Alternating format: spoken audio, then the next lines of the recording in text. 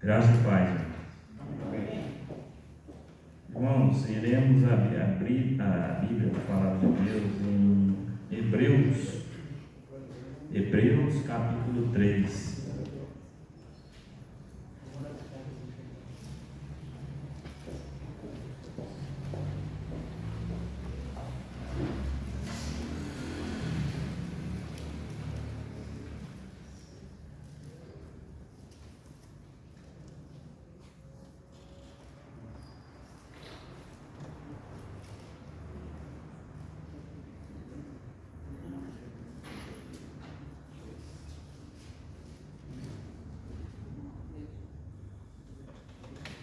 Amém? Amém. Iremos estar lendo então a palavra de Deus. Pelo que, irmãos santos, participantes da vocação celestial, considerai a Jesus Cristo, apóstolo e sumo sacerdote da nossa confissão, sendo fiel ao que constituiu, como também o foi Moisés em toda a sua casa. Porque ele é tipo por digno de tanto maior glória do que Moisés, quanto maior honra do que a casa tem aquele que edificou. Porque toda a casa é edificada por alguém, mas o que edificou todas as coisas é Deus. E na verdade Moisés foi fiel em toda a sua casa, como servo, para testemunho das coisas que se haviam de anunciar. Mas Cristo como filho sobre a sua própria casa, a qual casa somos nós, se tão somente conservarmos firme a confiança e a glória da esperança até o fim. Portanto, como diz o Espírito Santo, se ouvirdes hoje a sua voz, não endureçais os vossos corações, como na provação no dia da tentação no deserto, onde vossos pais me tentaram, me provaram e viram por 40 anos as minhas obras. Por isso me indignei contra esta geração. Disse: estes sempre erram em seu coração, e não conhecem os meus caminhos. Assim jurei na minha ira, que não entrarão no meu repouso. Vede, irmãos, que nunca haja em qualquer de vós um coração mau ou infiel, para se apartar do Deus vivo. Antes, exortai-vos uns aos outros todos os dias, durante o tempo que se chama hoje, para que nenhum de vós se endureça pelo engano do pecado. Porque nós tornamos participantes de Cristo, se retivermos firmemente o princípio da nossa confiança até o fim. Enquanto se diz hoje, se ouvirdes a sua voz, não endureçais os vossos corações, como na provocação. Porque havendo alguns ouvido, o provocaram, mas não todos os que saíram do Egito por meio de Moisés.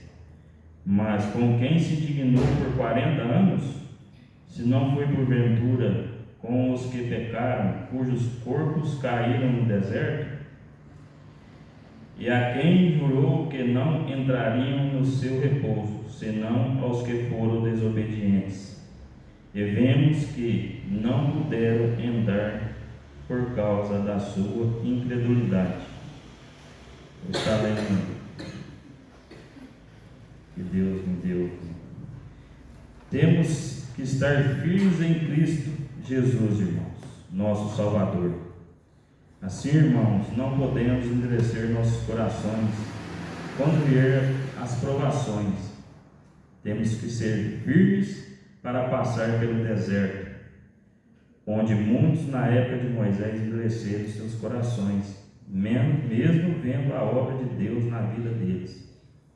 Não podemos ser incrédulos e crer nas promessas de Deus. Deus falava com Moisés, sendo Moisés porta-voz para o seu povo. Hoje Deus fala conosco através da sua palavra, meus irmãos, sendo nós movidos pelo Espírito Santo. Temos que estar firmes nas palavras de Deus, para não nos afastar da vontade de Deus, podendo assim exortar uns aos outros, dar conselhos, ajudar ao próximo, para que não sejamos enganados pelos pecados. A voz de Deus para nós hoje é a palavra, a espada, a Bíblia Sagrada. Temos que meditar dia e noite nas Escrituras, para que nós, em Cristo Jesus, supere e suporte o processo até o fim, para assim podermos entrar na terra prometida, que hoje para nós é o reino de Deus. Que Deus e nosso Senhor Jesus Cristo, nosso Salvador, nos preparou quando deste mundo partimos para a glória. Amém, irmãos? Podemos estar orando.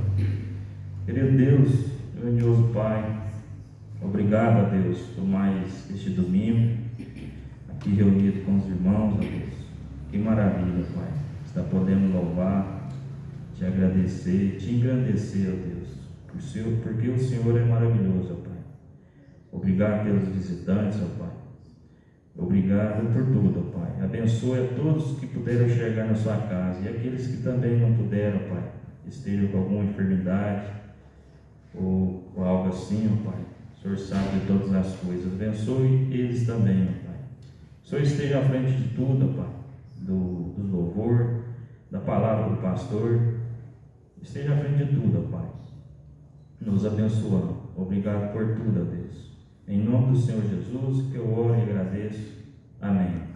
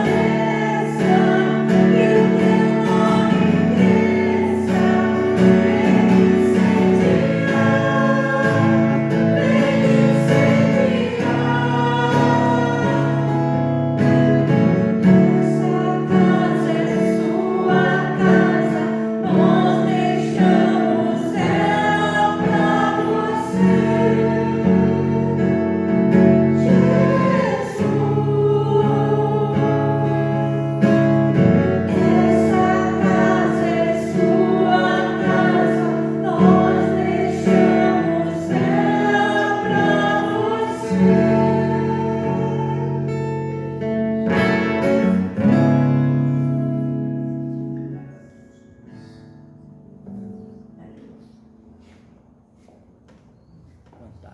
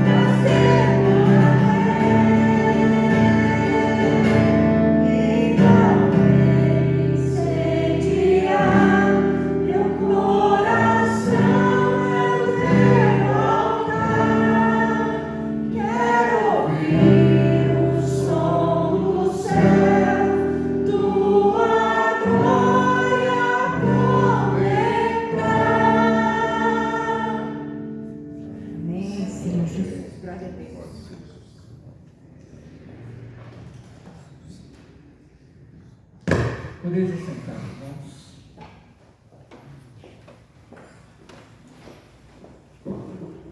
Nós estamos recebendo alguns visitantes essa noite. Eu queria apresentar a Elisângela Clarice, né? Fiquem em pé, por favor.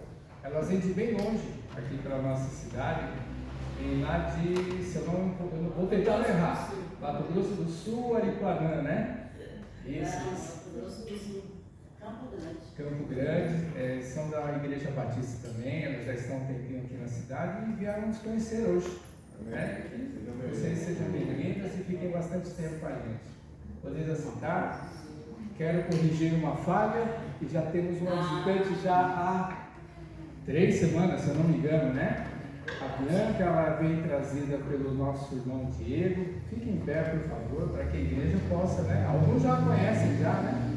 Mas seja bem-vinda, corrigindo a falha já de não ter apresentado você nos cultos anteriores. Amém?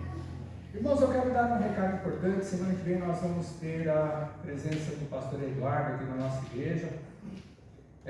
No processo de sucessão nosso, no mês passado, fizemos uma assembleia, onde nós concordamos com os termos que ele tinha colocado e mandamos uma carta de convite para ele.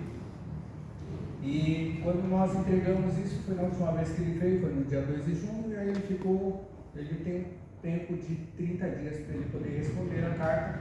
Então, semana que vem ele vai estar presente aqui na nossa igreja, para ele chegar e ratificar, falar sobre esse processo de sucessão e ele aceitar ser o pastor da nossa comunidade a partir do próximo mês, Então, semana que vem, irmãos, não faltem, que ele vai estar fazendo o seu pronunciamento, ele vai estar aqui presente na igreja, e aí ele vai esclarecer mais algumas coisas que talvez estejam pendentes, no coração de cada um de vocês.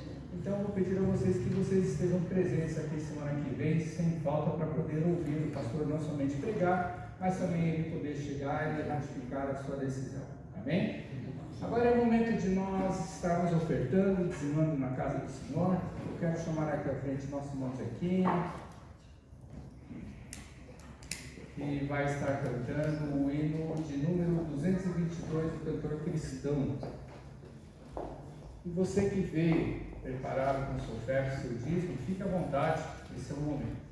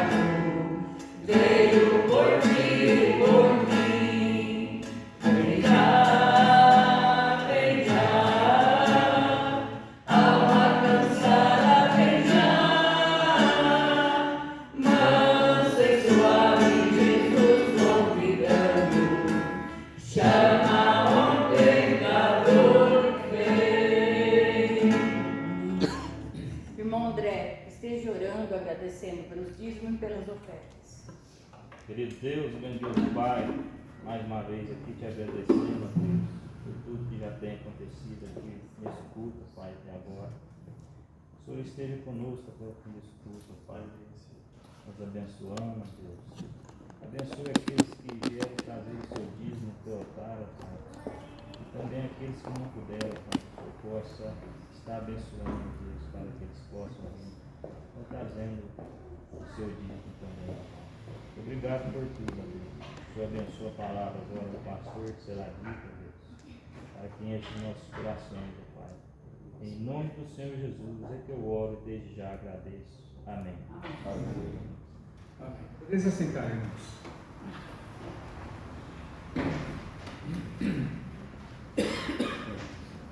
Vou pedir a vocês que vocês abram a palavra de Deus lá no livro de Mateus, capítulo de número 13.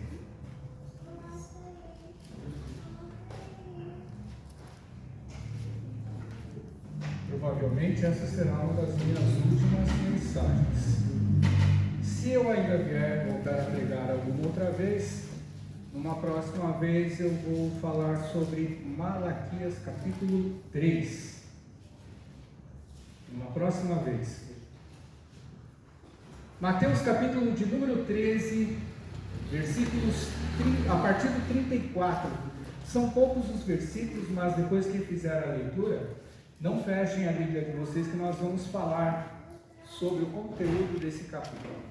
Enquanto vocês procuram, quero fazer mais uma oração. Pai, graças te damos, ó Deus da glória, por mais esse dia.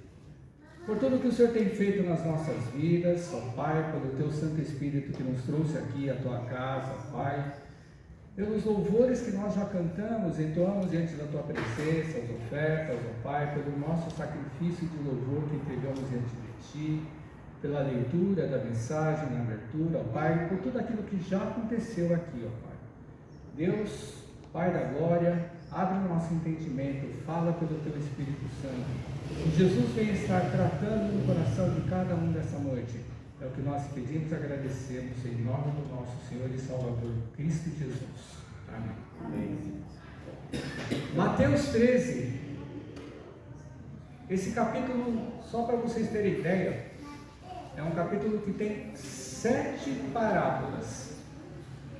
E Mateus, ele vai começar a falar sobre parábolas somente nesse capítulo de número 13. Mas nós vamos ler sobre 2 parábolas, que está lá no versículo de número 44, versículo 44, 45, 46. Diz assim a palavra do Senhor: o reino dos céus é semelhante a um tesouro oculto no campo, o qual certo homem, tendo achado, escondeu, e transbordante de alegria, vai, vende tudo o que tem e compra aquele campo. O reino dos céus também é semelhante a um que negocia e procura boas pérolas, e tendo achado uma pérola de grande valor, vende tudo o que possui e a compra.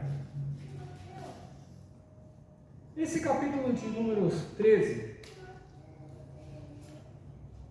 a gente vê 7 parábolas, e essa parábola, essas 2 que nós lemos, é a parábola de números 5 e 6, e depois tem mais a parábola 7. As 4 primeiras parábolas, só para vocês terem ideia, elas falam acerca das coisas que acontecem no dia a dia, mas são parábolas, histórias, que são contadas acerca da vida normal de uma pessoa. Parábola do semeador, parábola do joio, parábola do grão da mostarda, parábola do fermento. Essas 4 primeiras parábolas, elas são parábolas, histórias curtas, rápidas, com exceção do semeador, que é a primeira, mas são historinhas que vão contar acerca do dia a dia de uma pessoa, coisas que acontecem naturalmente.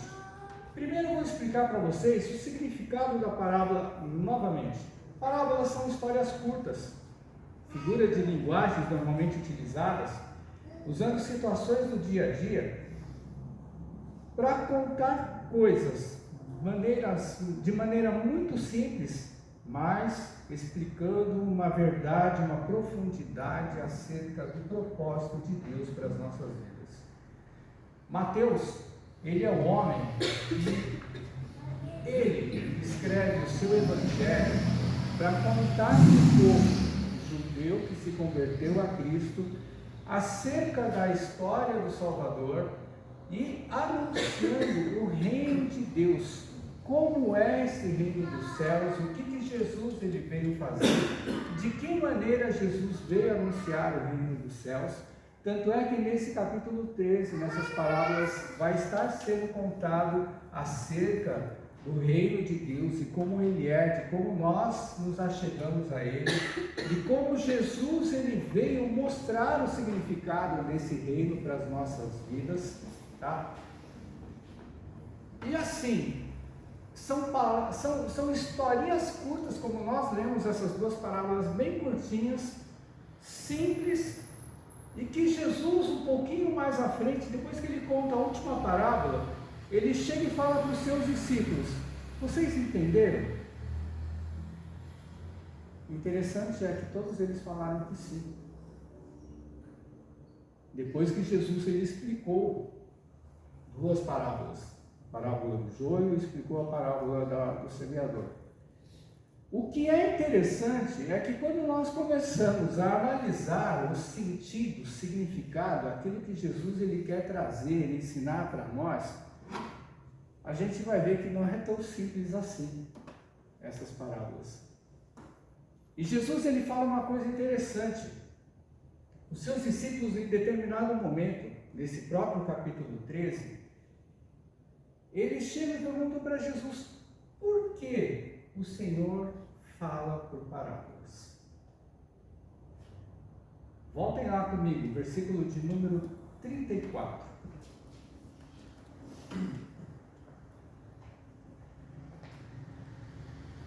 Ele já tinha contado algumas parábolas, 4. Aí ele chega e o Mateus ele vai explicar assim: todas essas coisas Jesus disse às multidões por parábolas, e sem parábolas nada lhes dizia, para que se cumprisse o que foi dito por intermédio do profeta Isaías: abrirei em parábolas a minha boca, publicarei coisas ocultas desde a criação do mundo. Só que um pouco antes, os seus discípulos eles chegaram e fizeram essa pergunta, e nós muitas vezes fazemos uma pergunta no nosso coração: por que Jesus ele fala por parábolas? Essas duas, por exemplo, que nós ouvimos, 3 versículos, muito simples a história: tesouro oculto ou tesouro escondido e a pérola de grande valor. E aí a gente chega e também fica com um determinado questionamento no nosso coração acerca disso. Olha só o que Jesus ele vai chegar e ele vai falar lá no versículo de número 10. Depois que ele conta a parábola do semeador, ele explica essa parábola, né? E nessa explicação ele vai dizer assim para os seus discípulos: se aproximaram dos seus discípulos e perguntaram: por que falas por parábolas? É a mesma pergunta que eu acredito que você algum dia deva ter feito na sua casa, na sua leitura, no seu dia a dia. Eu mesmo já me perguntei para mim: por que será que Jesus ensinava por parábolas? Porque por mais que a gente tente pensar assim, são histórias curtas e simples, usando coisas do dia a dia para nos explicar as coisas de Deus, mesmo assim fica difícil a gente conseguir entender. Só que naquele tempo, da maneira como Jesus vivia, ele explicava as coisas do dia a dia, as pessoas elas conseguiam entender, talvez não completamente, porque eu vou dizer para vocês, se os discípulos de Jesus eles tivessem entendido completamente o significado do ensinamento dele pelas parábolas do reino de Deus, eu vou dizer para vocês, nenhum dos seus discípulos eles tinham abandonado Jesus quando ele foi levado para a cruz. Nenhum deles. Ou seja, o entendimento que eles tiveram lá naquela época com Cristo, mesmo ele explicando as parábolas, foi um entendimento parcial, da mesma maneira que nós Toda vez que nós nos debruçamos nas parábolas, pega, por exemplo, aqui, talvez a que você mais conheça, que é o começo dessa parábola do capítulo 13, a parábola do semeador, muito usado por pessoas que estão voltadas a missões, porque ele fala sobre semeadura, e a semeadura é a palavra de Deus. Jesus mesmo explica isso daí, e como a palavra de Deus, ela chega e ela cai no coração das diferentes pessoas que nós falamos acerca do Evangelho, a grande maioria delas não aceita. Algumas ouvem, guarda, vai na igreja, não se firma, volta para fora. Outras, elas caem dentro do coração, e essas pessoas poucas que caem dentro do coração são essas que ficam firmes dentro da casa de Deus.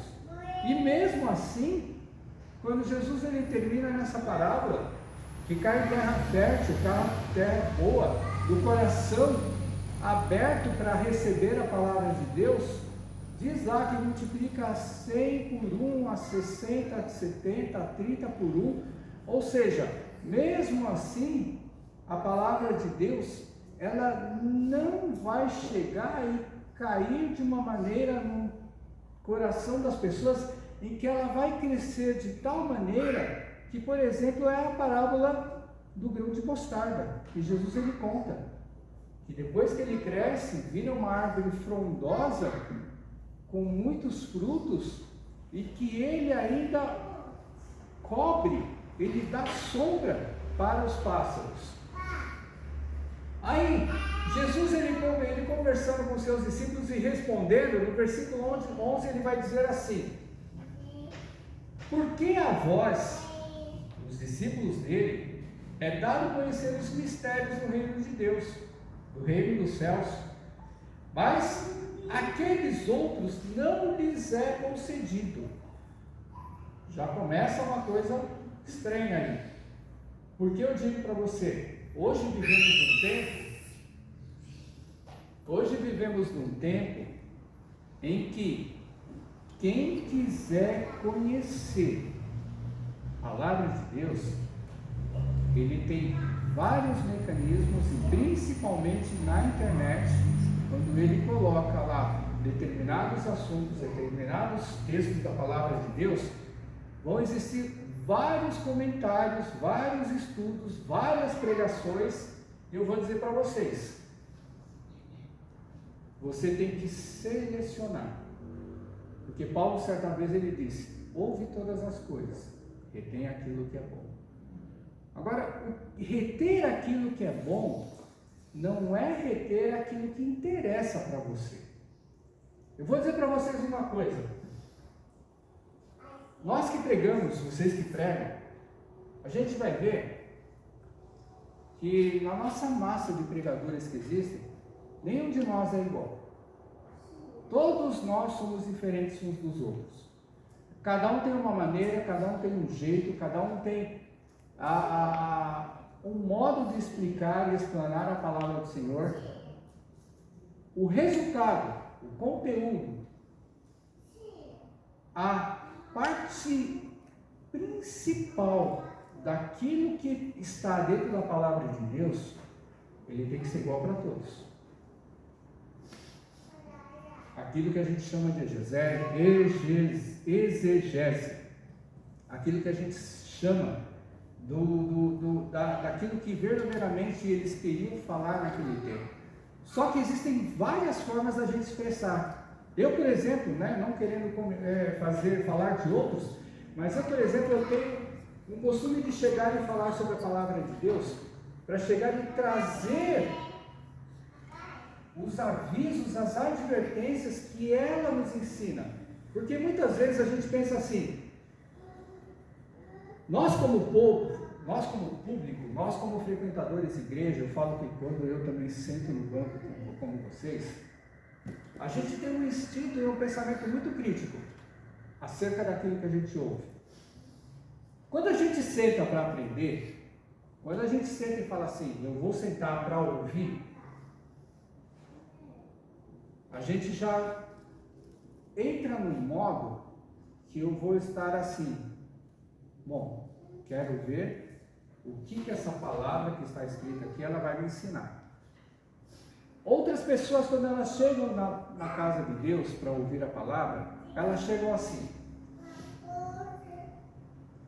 tem uma determinada situação da minha vida, eu vivo de uma determinada maneira, eu quero ver de que maneira a mensagem, a palavra de Deus, ela vai me ajudar a resolver os meus problemas, as minhas situações, a minha vida.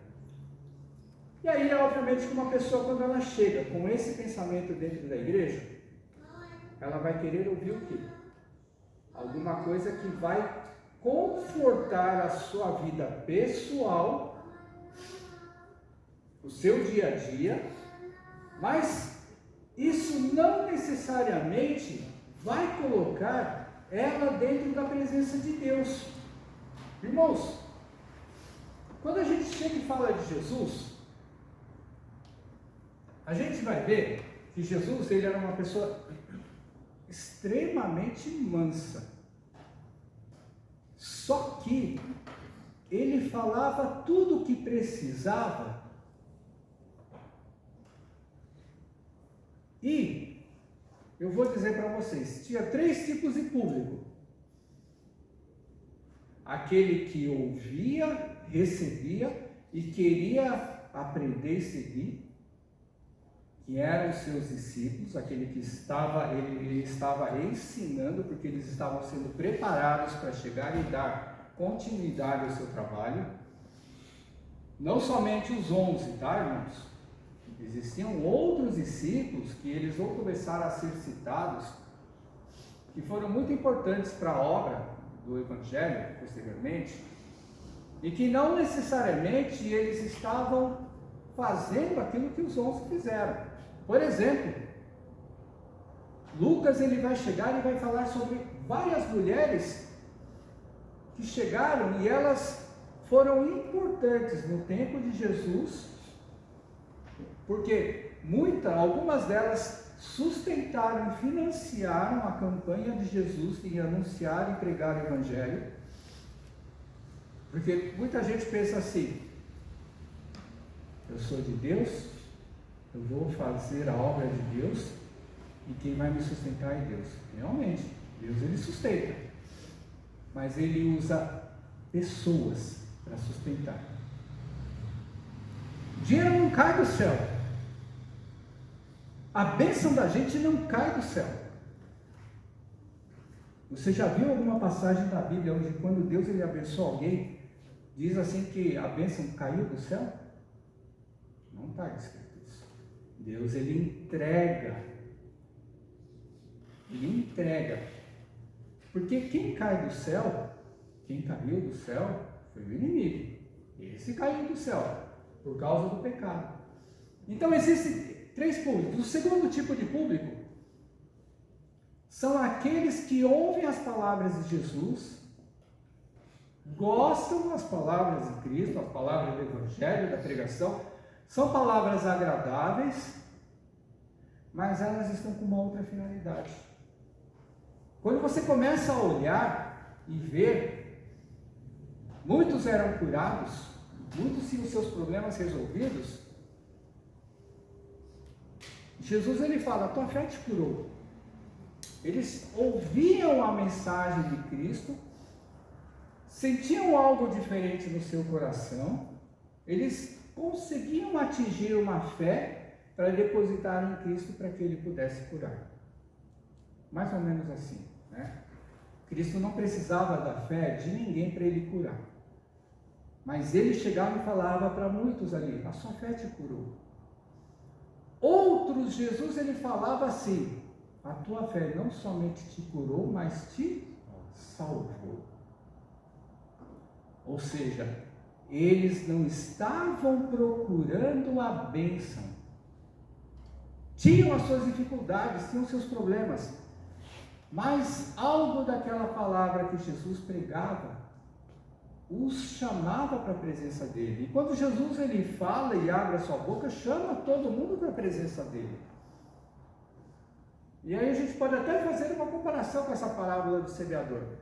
Agora, existiam outros que viam Jesus operar, que não tinham o que falar da mensagem dele, mas arranjavam um motivo para matar.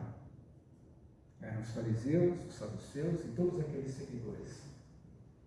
Então a gente vai enxergar e ver que existem públicos diferentes quando elas chegam e ouvem a mensagem. Na igreja, no nosso tempo, é exatamente dessa maneira. E quando a gente começa a fazer uma seleção daquilo que a gente está ouvindo da mensagem, nessa seleção, a gente vai falar para dentro do nosso coração. Eu gosto desse pastor, eu gosto daquele, eu não gosto daquele. Aí você pensa o seguinte, irmãos, Jesus, quando ele chega e ele vai falar sobre o reino de Deus, do reino de Deus, quando ele vai anunciar, só vão existir dois caminhos. Um caminho que vai levar para o céu, outro caminho que vai levar para o inferno. Não existe um terceiro caminho. E Jesus ele fala muito mansamente isso aí. Mas quando você começa a chegar e tentar entender o significado daquilo que Cristo está querendo dizer, você vai chegar em duas respostas. Ou eu ouço aquela palavra, eu guardo no meu coração e eu tento consertar e arrumar a minha vida diante da presença de Deus para eu poder chegar e ser uma pessoa de valor na mão de Deus, ou eu vou tocando a minha vida e no dia que Cristo voltar a gente vê se vai para o céu ou não vai. Esse é um caminho muito perigoso. Eu, por exemplo, eu tento sempre alertar. Pode ser que a mensagem que normalmente eu vou falar seja uma mensagem pesada, uma mensagem dura, mas é uma mensagem para refletir. Aquele que conta um bênção toda hora, a pessoa vai chegar e não quero questionar absolutamente ninguém, mas quem massageia muito o nosso ego e o nosso coração, ele está falando para a gente o seguinte: segue no caminho que você está fazendo, nesse caminho que você está vivendo. Sem santificação ninguém verá a Deus, diz lá no livro de Hebreus. Ouvimos hoje a leitura do texto de Hebreus 3. A gente não pode endurecer o nosso coração para a palavra de Deus. Então, quando a gente chega e vai falar sobre essas parábolas, essas 4 primeiras, por exemplo,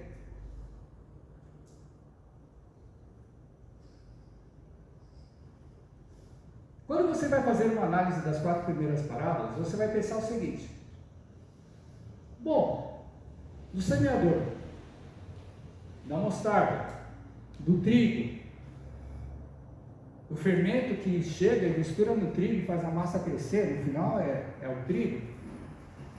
Você pensa o seguinte: se você conhecer um pouquinho de como funciona o campo, se tiver tempo bom, chuva na época certa, você vai plantar e vai dar. Você vai plantar e vai fazer. Quando nós chegamos nessas 3 últimas parábolas, do tesouro escondido que nós lemos agora, do homem que foi para o campo, estava lá trabalhando, ele não era dono desse campo, provavelmente ele arrendou ou ele era um trabalhador diarista lá no campo. Isso a gente vê muito em época sazonal, né? A gente vê, por exemplo, que nós estamos na época da colheita da cana, então vem muita gente de fora trabalhar na época da colheita. Acaba a colheita, o pessoal volta para a sua terra, que não tem o que fazer. E aí nessa parábola Jesus ele chega e fala: ele achou um tesouro de grande valor, tesouro oculto. Lá no passado as pessoas costumavam enterrar os seus tesouros, porque não existia banco. E Jesus ele não estava preocupado em falar quem enterrou. Nessa história ele conta sobre o tesouro que estava escondido no campo. Ele vai falar sobre a pérola. Se você sabe o significado da pérola, ela dá dentro da ostra, né, no caso. E algumas não, outras não dão. Isso é uma coisa da natureza do animal. E outra é a parábola de jogar a rede. Daquele que pescava, ele chega e joga a tarrafa, e aí o que vier, ele separa os bons e os ruins. Nessas 3 últimas, eu vou dizer para vocês, diferentemente das outras 4, a figura do ser humano é uma figura do acaso. Por quê? Porque você não plantou, você não cuidou da terra, você não chegou e não fez, não regou, não ficou cuidando da sua plantação. E você é uma figura que você, tipo assim, ao acaso você acha um tesouro. Ao acaso você acha uma pérola. Ao acaso, porque quando você joga uma tarrafa para você chegar e pescar, como Jesus ele conta na parábola, vem peixes bons e peixes ruins. Jesus quer dizer, vinha peixes grandes e peixes pequenos. Então, quando você joga a tarrafa, ou você pega um monte ou você não pega nada. Ou você pega todo qualquer tipo de peixe. Aí eu vou dizer para vocês, é uma obra do acaso. Então Jesus ele começa a falar o seguinte, nessa parada, dessas historinhas, dessas 3 últimas, ele já começa a mexer com a gente, porque quando é o acaso, você não tem participação, aquilo ele foge do seu controle. Você já reparou que tudo aquilo que a gente faz, no nosso trabalho, no nosso estudo, na nossa casa, cuidando da nossa vida, nós trabalhamos por uma determinada lógica. Se você não tem problema dentro da sua casa, você pensa assim, que beleza de vida. Se no seu trabalho você é um ótimo funcionário, ninguém vai te encher o saco. Ninguém vai pegar no seu pé. Mais ou menos assim. Agora você imagina, você está trabalhando direito, teu chefe fica pegando no teu pé. Do nada. Você faz o máximo dentro da sua casa para cuidar da sua família. Seu filho de uma hora para outra fica doente. Você não sabe o que fazer. Às vezes é uma doença que você chega e fala, como é que ficou com essa doença? E você faz e você cuida de tudo. E aí você imagina o seguinte, o que foi que eu fiz para meu filho, ou minha esposa, ou meu marido, chegar e ter essa doença? Você fica na mão do médico, o médico não resolve.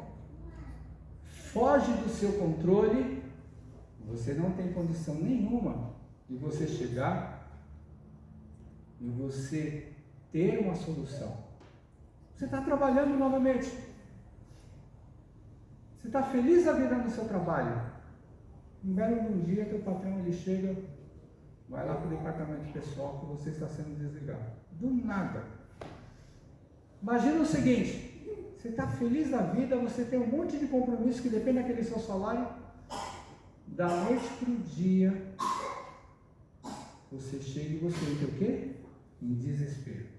Primeira coisa que Jesus ele quer ensinar nessas parábolas. 3 últimas, mas nós vamos falar de 2. O reino dos céus, o reino de Deus, é comparado a um homem que estava trabalhando no campo e que ele achou um tesouro escondido. O que é esse tesouro, em primeiro lugar? Irmãos, ninguém chega a uma resposta totalmente satisfatória e igual para todos.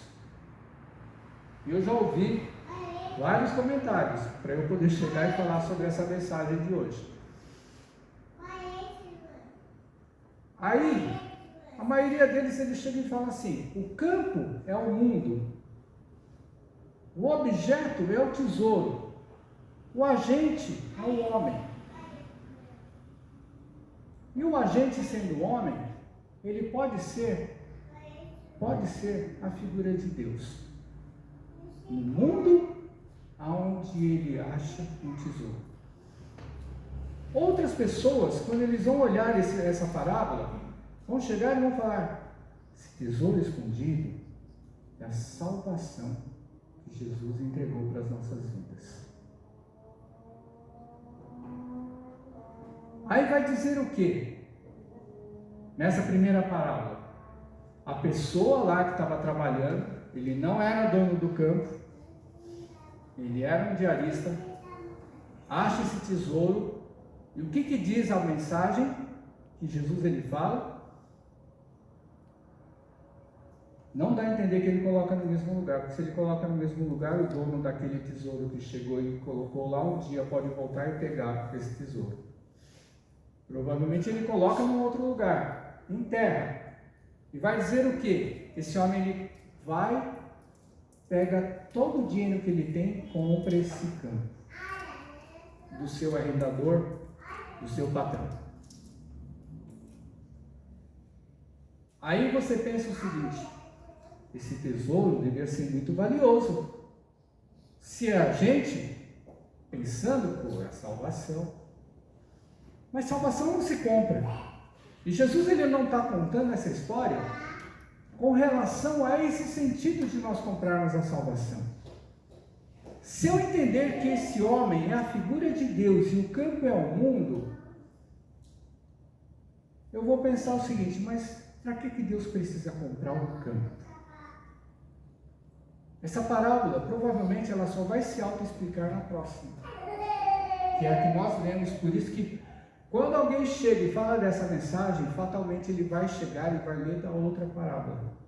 Coloca para mim lá o 45 e o 46. Por isso que essas duas parábolas elas são chamadas de parábolas co-irmãs. Outro sim significa: da mesma maneira, o reino dos céus é semelhante ao homem, novamente o agente, o homem, negociante que busca boas pérolas. E encontrando uma pérola de grande valor, foi, vendeu tudo quanto tinha e comprou essa pérola. Vamos pensar juntos. Esse negociante, ele não era dono das pérolas. Ele não comprava as pérolas para si. Ele era empregado de alguém. Ele estava comercializando. E aí, quando ele acha uma pérola de grande valor, o que diz a parábola que Jesus ele fala? Ele vendeu tudo. 46. Vendeu tudo que ele tinha e ele comprou essa pérola de grande valor. Irmãos, quando a gente pensa na nossa mentalidade capitalista e comercial, financeira, a gente sempre compra alguma coisa para investir, para ganhar dinheiro. Duas coisas, aliás, uma coisa que Jesus falou nessas duas parábolas. E se você pensar dessa maneira, você vai pensar errado. Aquele que comprou, achou um tesouro e comprou aquele campo lá, ele comprou para ele ficar mais rico. Jesus ele não fala isso na mensagem. Você imagina o seguinte: imagina, por exemplo, um plantador. A gente já passou aqui nessa nossa região por alguns tipos de plantações. No passado, a plantação predominante era café, laranja. Hoje em dia isso daí está cada vez mais para cima, já está lá para Minas. E aí o pessoal chega e viu uma maneira de ganhar dinheiro fácil na época. Qual era a maneira de ganhar dinheiro fácil? Porque você cuidar de café e laranja, irmão, dá muito trabalho. E quando tem geada ou seca, misericórdia, acaba com mais da metade da plantação. Ganhar dinheiro fácil, desmata tudo e vamos plantar cana. Muita gente ganhou muito dinheiro no passado. A gente não pode olhar essa parábola do tesouro escondido dessa maneira, porque Jesus, quando ele vai falar sobre essa pérola, no tesouro escondido você pode até pensar isso, porque conta-se poucas coisas, mas quando vai falar da pérola, aquele negociante pensa o seguinte: para que ele comprou a maior pérola que ele já viu na vida dele? E ele vendeu tudo. Ele comprou essa pérola para quê? Para revender? Não. Olha só que interessante. E se eu falar que o agente, o comerciante, o negociante, na figura dessa palavra é Deus, no meio das muitas pérolas, no meio da multidão do mundo, ele chamou todos. Porque Pedro, numa de suas cartas, ele vai falar que Deus, Ele quer que todos cheguem ao arrependimento. Mas não é para todos. Então você olha para o seguinte: todos nós somos essa pérola. Agora, Deus, Ele chegou e olhou para uma pérola específica. Se eu falar que o agente, o negociante é Deus, irmãos, aí eu sou obrigado, fatalmente, eu e você, nós temos que pensar no dia que Cristo chamou as nossas vidas. No dia que Jesus, Ele nos chamou para a salvação. Deus, no meio de todas essas pérolas, no meio de todas as pessoas que Ele chamou para seguir o caminho da eternidade, muitos não quiseram, outros quiseram e estão daquele jeito, capengando na presença de Deus. Mas Deus, Ele olhou para um especificamente. E Deus, quando Ele chamou a cada um de nós para a salvação, Ele nos chamou a cada um de nós para um propósito. Para um propósito. Olha que interessante. As pessoas que questionavam Jesus, os fariseus e saduceus, eles chegavam e falavam assim, porque Jesus, Ele veio para anunciar o reino de Deus e Ele veio em glória. Só que Jesus, Ele não veio para chegar e libertar o povo daquilo que eles queriam ser libertos naquele tempo. Naquele tempo eles queriam ser libertos dos impostos pesados e queriam ser libertos do Império Romano que oprimia a vida deles. Que eles não podiam chegar e viver naturalmente no seu dia a dia dentro da religião que eles cultuavam. E aí as pessoas daquele tempo, eles ficavam esperando um Messias igualzinho a Moisés. Nós ouvimos hoje em Hebreus 3, que Jesus é muito mais superior do que Moisés. Só que o povo de Deus naquele tempo, a igreja hoje, por exemplo, as pessoas elas estão preocupadas com alguém que vai resolver o problema delas.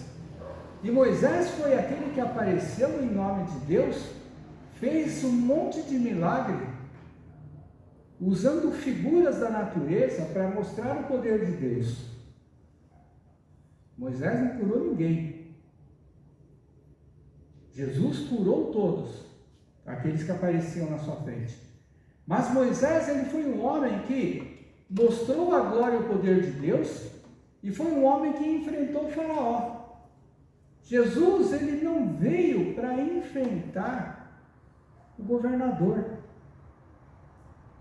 Jesus, ele veio para anunciar um outro mundo para a vida da gente naquele tempo e para nós hoje, um mundo muito melhor, onde não vai ter choro, onde não vai ter dor, não vai ter tristeza, nós não vamos sofrer, nós não vamos ficar magoados, nós só vamos viver em alegria plena, 24 horas por dia.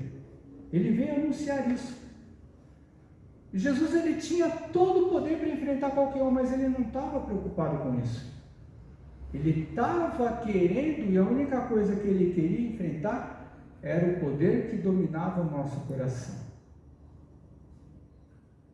O poder que dominava o nosso coração em nós negarmos a presença de Deus na vida da gente. Jesus, ele era muito superior ao rei Davi. Só que as pessoas lá naquele tempo, eles esperavam alguém como o rei Davi, que fosse defender a vida deles. A igreja hoje em dia, as pessoas que frequentam a igreja, eles estão esperando um Jesus que vai resolver todos os problemas dos irmãos que vêm na igreja, problemas esses que nós mesmos arranjamos para a nossa vida. E quando eles, lá no passado, eles esperavam e tinham um rei Davi, que chegou e lutou pela vida deles, por uma nação, por um mundo, por um tempo, em que o único manda-chuva ali seria Davi, usado por Deus, e Jesus foi muito maior do que Davi, ele é o filho de Davi, anunciado no reino celestial, mas Jesus, ele não veio para chegar e implantar um novo mundo naquele tempo. Ele não veio para chegar e implantar um novo mundo aqui no nosso tempo. Ele não veio para mudar as coisas que estão acontecendo no mundo nesse tempo que nós vivemos. Ele veio para mudar o meu e o seu coração. Ele veio para mudar o meu e o seu coração, que está extremamente distorcido nas nossas vontades e desejos. Ele veio para chegar e fazer com que a gente voltasse para a presença de Deus, sendo que nós estávamos afastados. E aí muitos pensam, desde quando eu estou afastado de Deus? Eu oro, rezo, faço meu devocional todo dia. Muita gente fala isso. Mas será que vive Deus realmente na sua vida? Porque quem quer viver Deus, a primeira coisa, a pessoa ela quer se esforçar para largar as coisas ruins. Mas qual é o problema disso, daquilo? Qual é o problema de eu fazer isso, aquilo? Irmãos, não tem problema nenhum. Jesus, ele nunca foi daqueles que chegam e falam, olha, para você chegar e me seguir, ou para você me servir, você larga tudo isso. Não. A única coisa que Jesus, ele chega e pede para a gente, entrega o teu coração para mim. O dia que a gente entrega o nosso coração para Jesus, passamos a ter alguém que vai comandar a nossa vida, apesar de nós errarmos e falharmos. E quando Jesus, ele conta essas parábolas, voltando a falar do tesouro escondido, da pérola de grande valor, irmãos, não tem como não lembrar do dia em que Jesus, ele chamou Paulo. Vocês se lembram como é que Jesus chamou Paulo? Paulo, ele é um exemplo claro para a pérola de grande valor. Abra comigo lá no livro de Atos, para encerrar.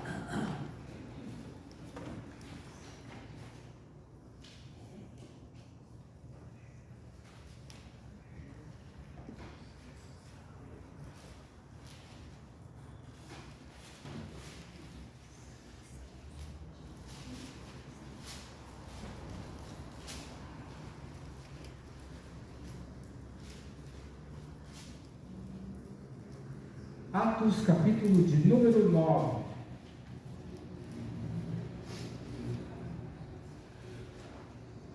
Olha só que interessante. Acho que todos vocês que conhecem um pouco da palavra de Deus sabem como foi a conversão lá da vida do apóstolo Paulo.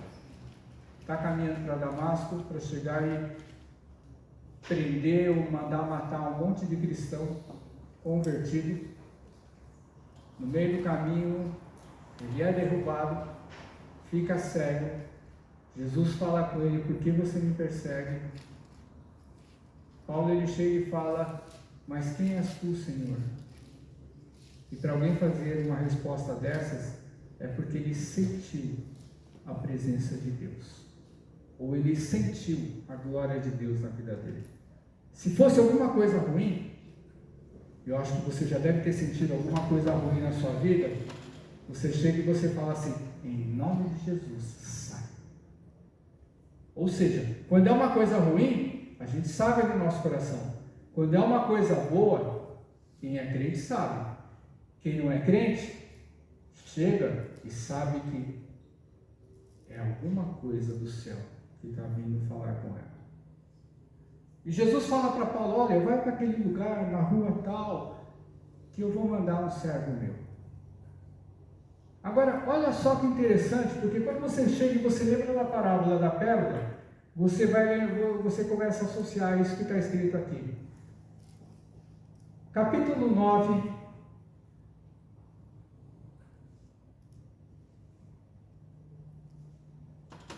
Vamos ler do versículo 10.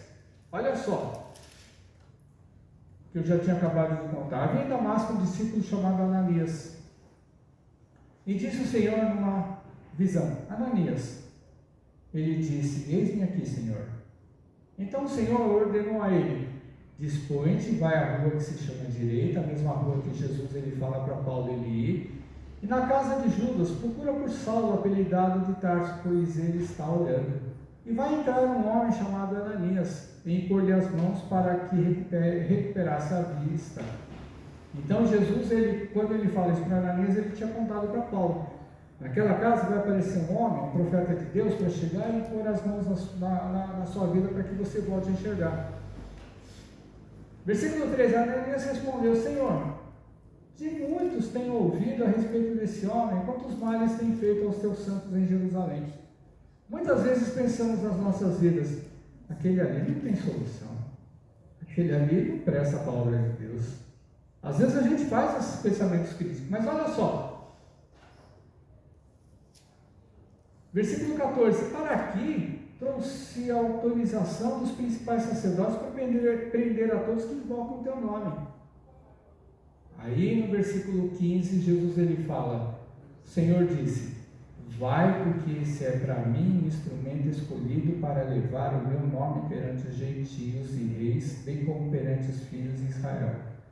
Pois eu lhe mostrarei quanto importa sofrer pelo meu nome.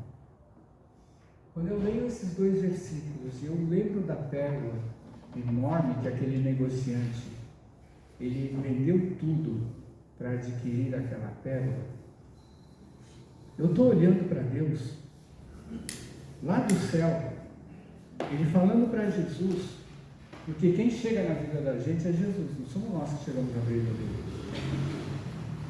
Falando para o nosso Senhor: aquele ali, vai lá e chama, e oferece a salvação, oferece essa joia para ele, porque aquele ali é alguém que eu estou escolhendo para fazer a minha obra. Irmãos, quando a gente pensa somente em salvação, a gente fica extremamente alegre, contente e feliz por nós sermos um habitante no herdeiro do céu. Quando a gente chega e pensa que nós somos essa joia que Deus ele escolhe a dedo e que ele faz de tudo para ter essa joia, o que foi que Deus ele fez de tudo para ter essa joia? Ele vendeu Jesus. Deus vendeu Jesus. Falou: filho, vai para aquela cruz, morre para aquelas pessoas. A palavra de Deus vai dizer que Jesus ele morreu em obediência a Deus. Em primeiro lugar, por amor ao Pai, para que nós pudéssemos ser salvos. Agora, pensa no seguinte, irmãos, você já imaginou, porque muitos de nós está parado na sua vida, ou fazendo alguma coisinha, achando que já é o suficiente para nós sermos uns servos de valor na presença de Deus. E Deus ele nos faz lembrar, Jesus nos faz lembrar nessa parábola, que Deus ele deu o melhor da vida dele, que foi Cristo, para que a gente pudesse ser comprado. E nós somos comprados com preço de sangue. Mas não foi somente para a gente ser salvos, irmãos. Foi para a gente ser usado por Deus. Porque essa pérola de grande valor, esse tesouro escondido, passamos a ser aquilo que muitos dizem é o orgulho do Pai. Sabe aquele filho que você tem, ou que você gostaria de ter, que você chega e você fala para todo mundo: esse aqui é meu filho, exemplo, faz tudo certo, nunca levantou a voz ou a mão ou o dedo para os seus pais, sempre obedeceu, fiel, temente. Todos nós gostaríamos de ser pais e filhos assim. Todos nós gostaríamos de ser. E Deus, Ele está querendo esse tesouro escondido que somos nós, essa joia rara, essa pérola gigante de valor inestimável que somos nós, para chegar e mostrar para esse mundo afora. Ou seja, com a palavra do Evangelho que nós temos, eu e você, da salvação na nossa vida, a gente mostrar para esse mundo, para Deus ele chegar e falar: olha, eu tenho orgulho desse daí. Eu tenho orgulho desse, porque além dele chegar e ele receber a salvação, Paulo fez Deus ficar extremamente orgulhoso, porque ele chamou Paulo, foi salvo, e Jesus ele falou para Ananias: é o homem que eu vou enviar para pregar para reis, para pregar para pessoas, para pregar para os perdidos, para chegar e buscar aqueles que estão ali largados por aí, que não têm sentido nenhum na vida, que não tem mais esperança nenhuma, para chegar e trazer para a minha presença. Então olha o tesouro que nós somos, o nosso coração, a pérola que nós somos, a presença de Deus, e nós muitas vezes estamos parados na nossa vida, porque Deus está querendo sentir orgulho da gente. A gente chegar e fazer o que Ele quer. O que Deus Ele quer? Irmãos, em primeiro lugar, que nós sejamos crentes de verdade. Que sejamos exemplo para as pessoas aí fora, chegar e olhar para a gente e falar: bem que eu gostaria de ser como essa pessoa. Se a gente já começar a ser assim, as pessoas elas estão enxergando o nosso testemunho. E quando a gente abrir a boca para falar de um Deus verdadeiro, vivo, único, que ama, que é presente e que não decepciona ninguém, porque você pode reparar, tudo isso que eu estou falando, um monte de gente está entregando por aí. Agora as pessoas elas chegam e vão falar: beleza, tudo muito bem, e não muda nada na vida das pessoas.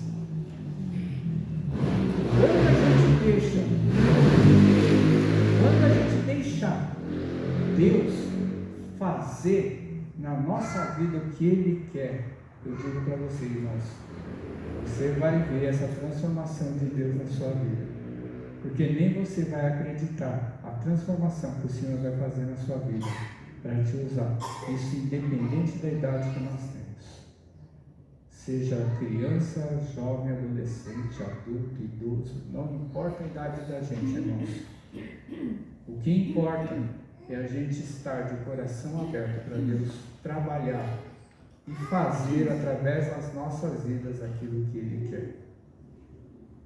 A glória dEle, a bênção dEle e o amor de Cristo Jesus nos nossos corações. Amém? Vamos cantar o hino de número 469 do Cantor Cristão.